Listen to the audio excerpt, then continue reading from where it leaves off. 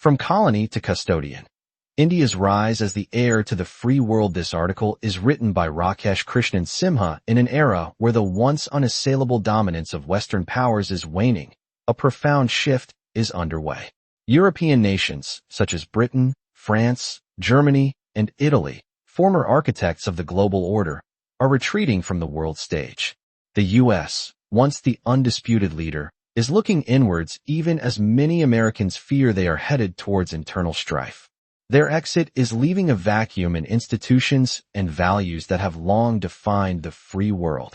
Amid this transition, India, the world's largest democracy, stands poised not merely to observe, but to actively inherit and perpetuate these legacies.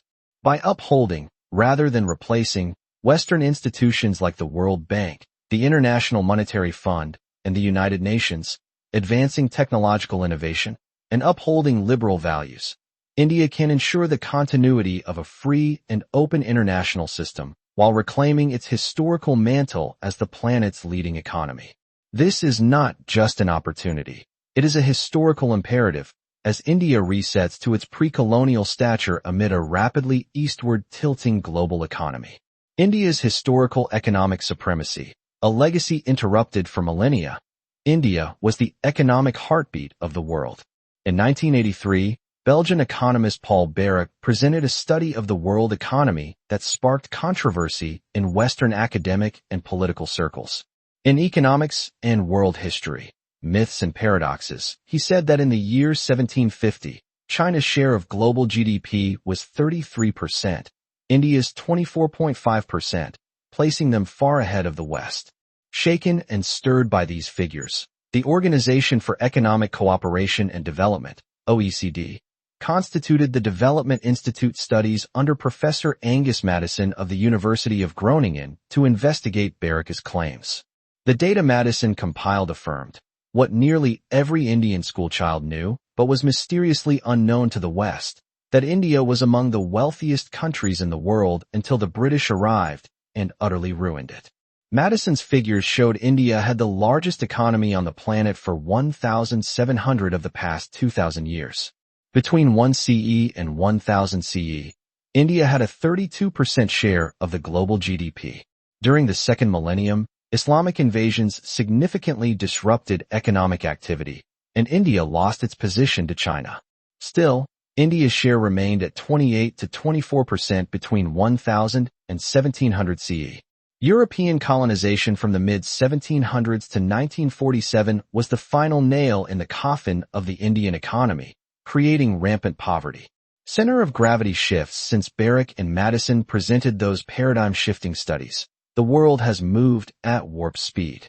China is already the second largest economy in the world, and India has overtaken Japan to take the number 4 spot. What has surprised everyone is how rapidly India is growing. 7.8%, even as the G7 has been languishing in sub-1% growth. In fact, the UK's GDP grew by just 0.6%. Contrary to what some experts say, it's not the wars in Iraq, Afghanistan, and Ukraine that have caused the West to lose traction. It's because the East is becoming wealthier in comparison through better economic practices and systems.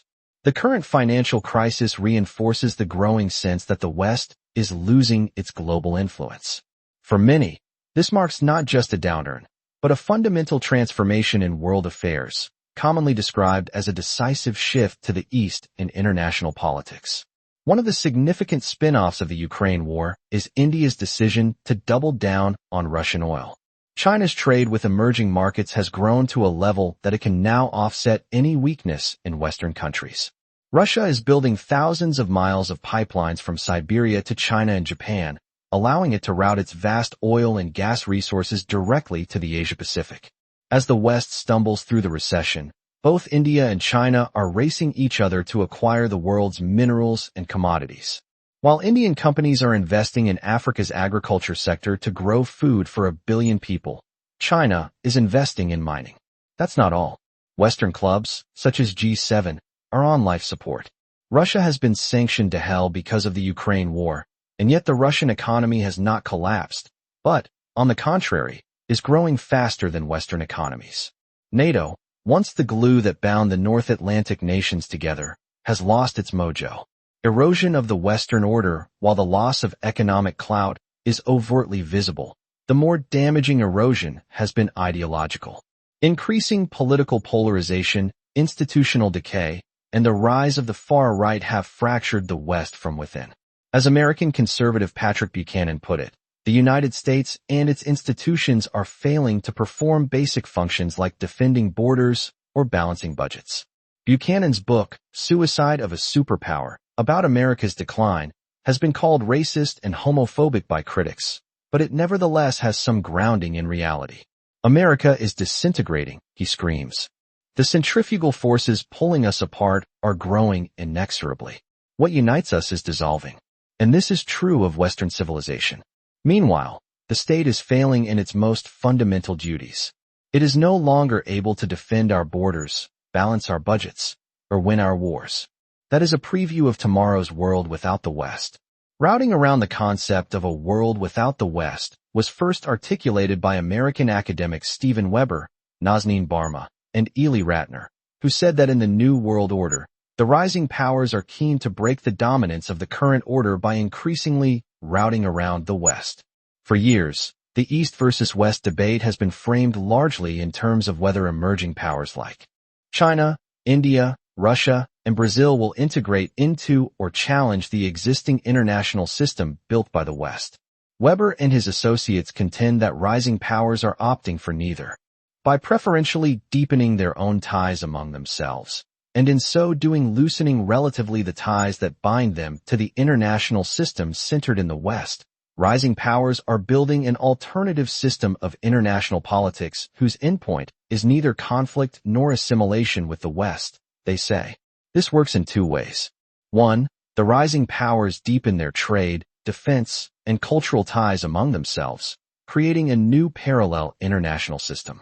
So, in effect, by not playing by the rules set by the West, they are establishing an alternative arrangement in which they neither enter into conflict situations with the West nor enter into subservient alliances, like those offered to South Korea and Japan.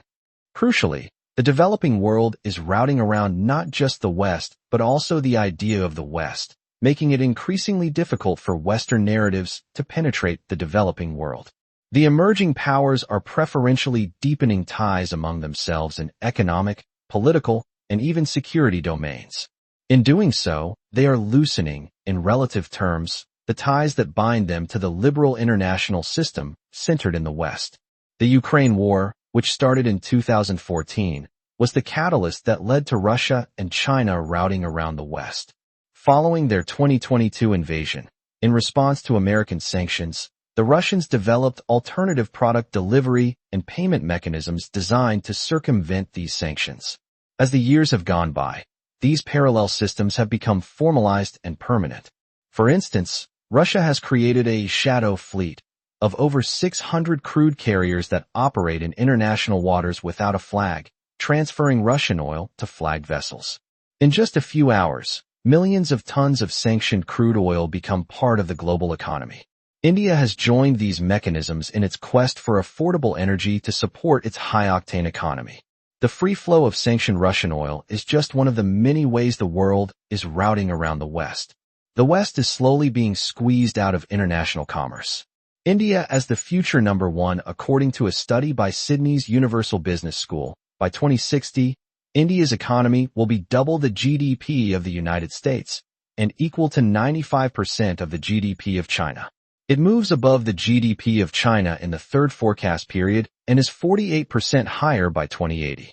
In 2100, India's GDP is 51% greater than that of China and more than 3 times the GDP of the United States. India's trajectory is not speculative, it's backed by rigorous forecasts.